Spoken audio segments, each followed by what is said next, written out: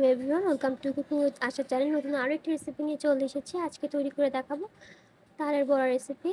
তো চলুন দেখে নিয়ে যাক কীভাবে সহজে এই তালের বড়াটা তৈরি করে দেখাচ্ছি। তো এখানে প্রথমে আমি এখানে চালের গুঁড়ো নিয়েছি। আপনারা চাইলে এখানে ময়দাও অ্যাড করতে পারেন, তবে আজকে আমি চালের গুঁড়ো দিয়েই পিঠাটা তৈরি করে দেখাবো। তো এখানে আমি একটু সামান্য পরিমাণে লবণ দিয়ে দিলাম। আর এই লবণটা দেওয়ার কারণ হচ্ছে মিষ্টিটা ব্যালেন্সে থাকবে। তারপর লবণটা দেওয়ার পর চালের গুঁড়োর সাথে একটু মেখে নিচ্ছি। তারপর এখানে আমি দিয়ে দিচ্ছি গুড়। আর আপনারা চাইলে গুড়টা না দিলেও পারেন, সেক্ষেত্রে চিনিটা একটু বাড়িয়ে দিতে হবে। আমি এখানে চিনি গুড় দুইটা ইউজ করছি। তারপর চিনিটা দেওয়ার পর এখন দিয়ে দিব তালের পিউরিটা। আর এখান থেকে আমি তালের পিউরিটা আগে বের করে নিয়েছিলাম। তারপর এখানে যতটুকু লাগবে ততটুকু এখানে আমি তালের পিউরিটা দিয়ে দিচ্ছি। তালের পিউরিটা দেওয়ার পর এখন আমি চামচের সাহায্যে এটাকে এখন মিক্স করে নিব। এই মিক্সটা কিন্তু খুব ভালোভাবে করতে হবে, যেন কোনো দলা পেকে না থাকে। দলা থাকলে কিন্তু তালের পিঠাটা সুন্দর হবে না। আপনাদের যেরকমভাবে সুবিধা হয় চাইলে হাত দিয়েও এই পিউরিটা মেখে নিতে পারেন।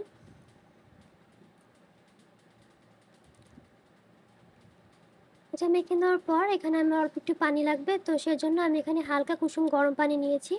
হাফ কাপের খুবই কম পানি এখানে ইউজ করব, বেশি পরিমাণের কিন্তু পানি দেওয়া যাবে না।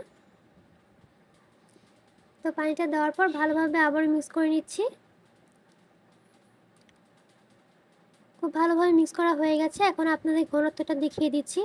আপনারা নিশ্চয়ই দেখে বুঝতে পারছেন ঘনত্বটা কীরকম আছে।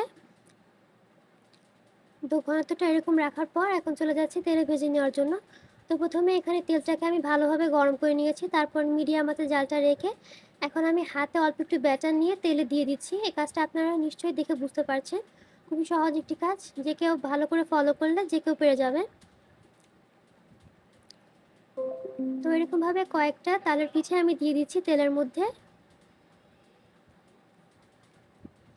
তারপর এগুলোকে উল্টে পাল্টে আমি এগুলোকে ভেজে নিব 4 মিনিটের মতো।